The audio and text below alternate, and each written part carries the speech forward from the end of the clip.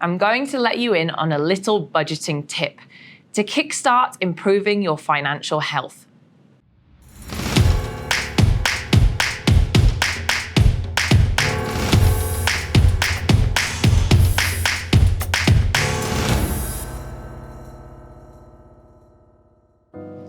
In order for financial literacy, I feel that you have to be very aware of your budget. Don't just tap your debit card all the time and not be aware of what you're spending on. There's an old-fashioned tip that you should withdraw your monthly budget and separate it into different envelopes for what you're spending on that month, such as rent, bills. I'm not going to tell you to do that, but I would recommend you break it down your monthly and daily expenses. What do you spend on rent each month? Utilities. How much do you spend a day on food?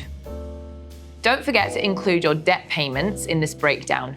Maybe you're paying off a student loan or some credit card bills. I'll talk about paying off debt a little bit later. But most importantly, I think it's best to distinguish between your wants and your needs.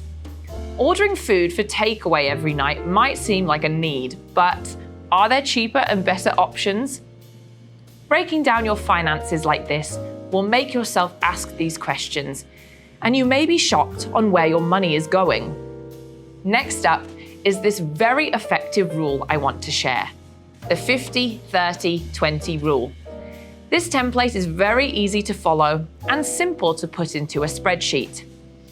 50% maximum of your monthly income should go on fixed expenses, stuff you have to pay for, like your rent, bills, Wi-Fi, paying off your loans.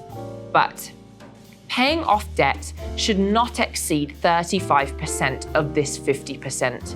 Otherwise, it can become very difficult for you to manage, and you won't have much left to spend on other things. Remember, I said it was important to establish wants and needs? This is why.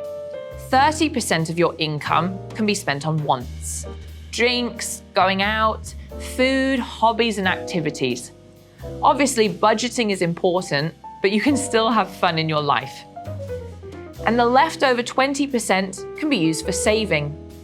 If you feel that you would dip into this too easily, you can put it into a different bank account so that it's out of sight, out of mind. I also think it's a good tip to set up all your fixed payments automatically, just after you get paid if you can, so that it doesn't even feel like it was in your bank account in the first place. So that's the very basics. You may have already seen this before, and you may already try to use this format. It's very common to follow this rule, but there is a way to maximize your budget even more. Here's how you can level up and not live paycheck to paycheck. So, in normal budgeting, you should have 50% on fixed expenses. But if you create space in your budget, or if you're already below that, that's great. So, can you squeeze other expenses in here? For example, if your fixed expenses are only 30%, your insurance is 10%, and you put 10% of your savings here, your final fixed expenses is still 50%. But now you've got a lot more variable income to play around with. Now, I wouldn't encourage spending all this money month to month. You can use this expense for bigger and better things. Now, this is just an example, but say you wanted to invest 50% into something risky like cryptocurrency. Maybe you wanted to save extra from this portion in the bank. Maybe you want to buy some stocks or mutual funds.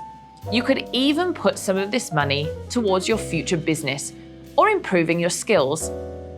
Don't you think this sounds like it would be a lot more effective way of saving and spending? This may seem all well and good in theory, but let's put some numbers to this. In 5 years' time, what would this look like? $1,000 a month savings, that's $60,000 extra cash. But if you apply the leveled up budgeting, you also have crypto. Say $500 a month, and it's giving you returns at about 11%. That's an extra $40,123. Stocks, $500 a month at about 8% returns. That's an extra $36,983. Say you've got some mutual funds, $500 a month, and they're giving you returns of about 5%. That's an extra $34,144.